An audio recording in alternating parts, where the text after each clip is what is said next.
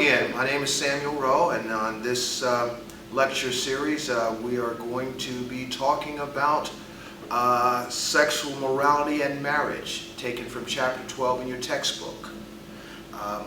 Again, I want to encourage you, if you haven't had a chance to read that chapter, to read the chapter, and maybe even after reading the chapter, come back and listen to and watch the lecture.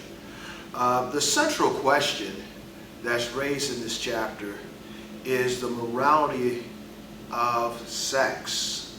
What kind of sexual behavior is morally permissible and under what circumstances? The major aspect of human sexuality is, first of all, public and societal. It's the public and societal aspect which is concerned with how matters of sex overtly affects others, and governing principles of morality here are life, goodness, and justice. Secondly, the private aspect is concerned with sexual relations between and among consenting adults. And the governing principles here are goodness, justice, and honesty. The moral issues and private aspects of human sexuality is the meaning, and the private aspects of human sexuality is not just one-dimensional, but it includes procreation, pleasure, an expression of love for one another, and an expression of friendship and liking.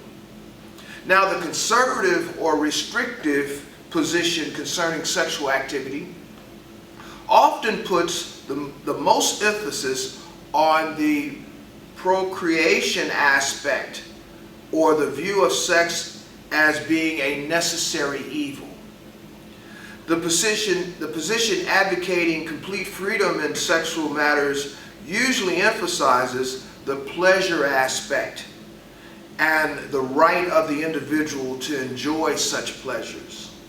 The more moderate position tends to accept both the procreation and the pleasure aspects, while also including and often emphasizing the more strongly expression of love aspect. Let's look at some key terms here. First, that of the conventional view. The conventional view of sexuality is the idea that sex is morally acceptable only between a man and a woman who are legally married to each other. The liberal view of sexuality says that as long as basic moral standards are respected, any sexual activity engaged in by informed consenting adults is permissible. And the moderate view of sexuality is the idea that sex is permissible whether in marriage or not, if the consenting partners have a serious emotional connection. The last term I'll share with you is homosexuality. And homosexuality is sexual relations between people of the same sex. There's a great sexual morality debate that sort of exists, and it says that often it is more contingent upon a religious tradition or a cultural background and upbringing, rather than the efficacy of a moral argument, which tends to govern people's moral stances and positions concerning sexual conduct.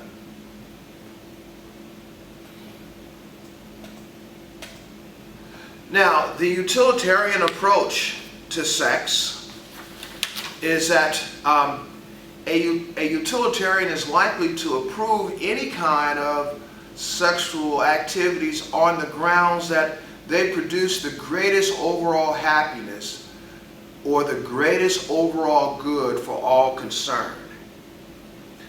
The moral issue and the public aspect of sexuality looks at what sexual activities tend to affect the public or others in ways that bring about possible harm. And these activities include such things as rape, child molestation, unwilling participants, sadism, and less clearly pornography, homosexuality, prostitution, or what we also refer to in the last chapter as unnatural sexual activities outside of marriage, and even masturbation and non-monogamous marriages. Most ethical systems are agreed upon that there are three types of activities under which we call immoral, and those activities include those that violate traditional morality and family values. Secondly, according to the domino argument, and allowing these 7 activities will eventually lead to general acceptance of the 3 immoral activities. And these activities are oftentimes offensive to public taste. There are a number of arguments that for allowing people the sexual freedom to perform these activities. First is one of individual rights and individual freedoms should take precedence because these activities cause no direct harm to others. Secondly, traditional family values, which oppose such activities, are not absolutes. Thirdly, there is no hard evidence to support the domino argument. Furthermore, laws can be passed to prohibit these activities from escalating toward the first 3.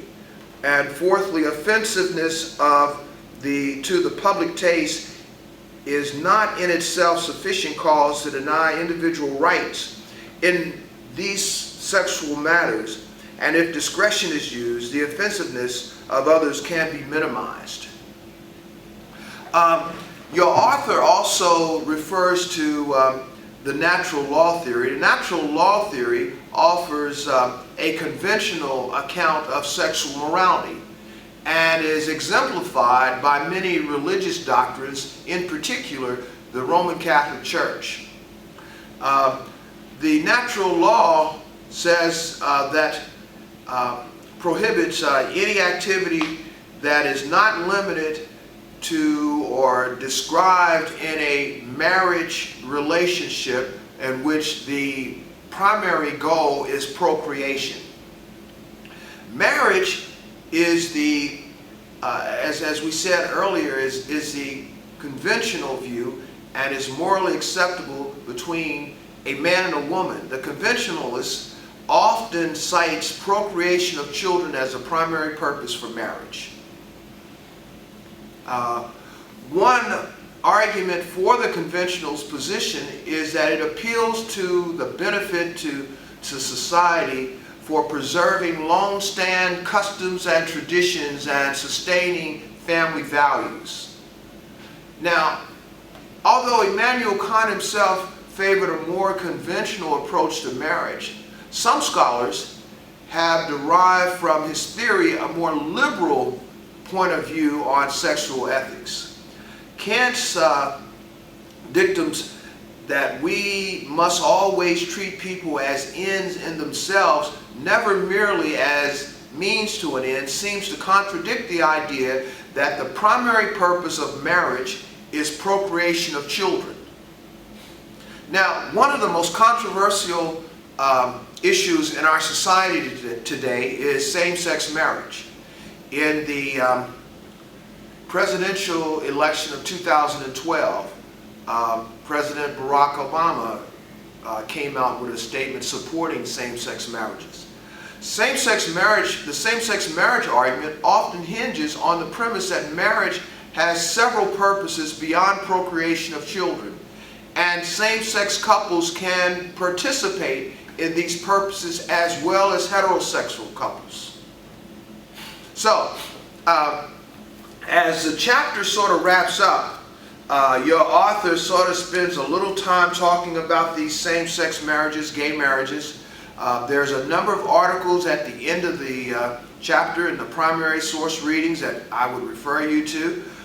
Encourage you to read those articles as you need to become an informed citizen, an autonomous thinker, as you make decisions about issues in the election, issues that we face every day. These are moral issues. So again, I want to thank you for tuning in today, and until next time, have a great one.